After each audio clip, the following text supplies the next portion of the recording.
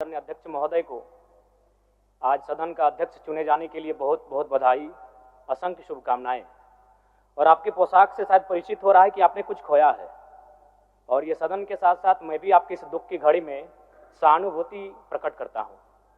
अध्यक्ष महोदय, तमाम विपक्ष के साथियों ने विशेष बात को रखा कि जो सरकार होती है संभवतः उनसे अगर कुछ त्रुटि हो भी जाती है तो उसके बचाव में खड़ी अपने आप को पाती है।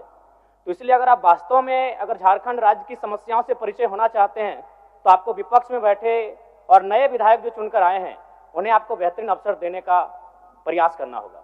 अध्यक्ष महोदय, अगर आपकी व्यक्तिगत बात कही जाए तो आपकी कुशलता की, आपकी योग्यता की, आपकी निपुणता की पूरा राज्य प्रशंसा करता है, लेकिन हमें लगता है कि अपने व्यक्तिगत विषयों से हटकर हमें आज राज्य के जो ज्वलंत मुद्दे हैं उन पर भी अपने ध्यान आकृष्ट करने की आवश्यकता है।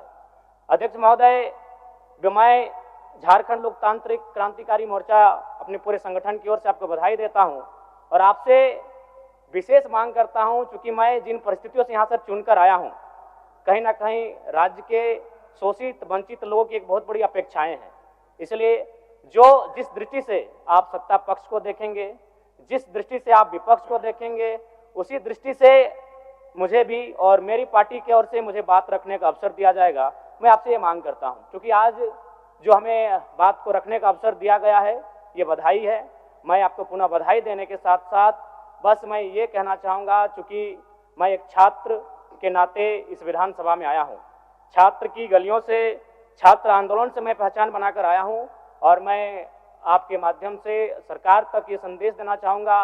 अभी सीरियल के मामले को लेकर झारखंड के लाखों अभ्यर्थी सड़कों पर हैं। आप सदन से बाहर एक बार उनसे मिले, वो आपके ही बच्चे हैं, इस राज्य के बच्चे हैं, और आप उनको संतुष्ट करें, आप उनसे मिलें, उनसे बातचीत करें और इस समस्या का निदान करने का प्रयास करें। और चूंकि मैं एक विधानसभा से भी आता हूं, तो मैं आपको अपने विधानसभा के संदर्भ में ये कहना चाहूँगा, मेरा विधानसभा जो कि परासनाथ की तराइयों में आता है, वहाँ जो लोगों की समस्याएं हैं वह मूलतः शिक्षा और प्रवास को लेकर हैं। तो आपसे हमारी मांग होगी कि वहाँ शैक्षणिक हब में हमारे विधानसभा को तब्दील किया जाए, और साथ ही जो प्रवास की समस्या है, मैं इसलिए इस विषय को कहूँगा, मैं थोड़ा समय लेकर, कि आज देखिए इस सदन की बात करें तो कहीं ना कहीं हम लोग एक परिवार हैं और परिवार के नाते आज इस सदन में बैठे हैं। लेकिन मैं जिस विधानसभा क्षेत्र से आता हूँ उसके आसपास के विधानसभा क्षेत्रों की एक घटना है, अभी कैमरून में 45 मजदूर फंसे हैं। तो मैं सदन बधाई के बीच में आपका ध्यान आकृष्ट करना चाहूँगा, ये गंभीर विषय है, और वे रोते रोते टेलीफोन किए हुए थे कि उनको पानी की, केवल पानी पीकर वो कई दिनों से अपना दिनचर्या को काट रहे हैं। तो मैं आपसे चाहूँगा कि इस विषय को गंभीरतापूर्वक लें और उस दिशा में आगे बढ़ें, और इस राज्य का 24 वर्षों का ये राज्य, उस राज्य को हम लोग आगे कैसे लेकर जाएं, हमारी क्या भूमिका होगी, उसमें सदैव आपके साथ खड़े हैं। पुनः आपसे यही कहेंगे कि हमें समान अवसर दिया जाएगा अपनी बातों को रखने का। बड़ी उम्मीदों के साथ हम लोग यहाँ तक आए हैं। पुनः आपको माननीय अध्यक्ष चुने जाने पर बहुत बहुत बधाई, बहुत बहुत शुभकामनाएं, और साथ ही साथ आपने जो शायद अपने पिता को खोया है, पुनः उसके प्रति हम ढांढस, शोक, संवेदना व्यक्त करते हैं।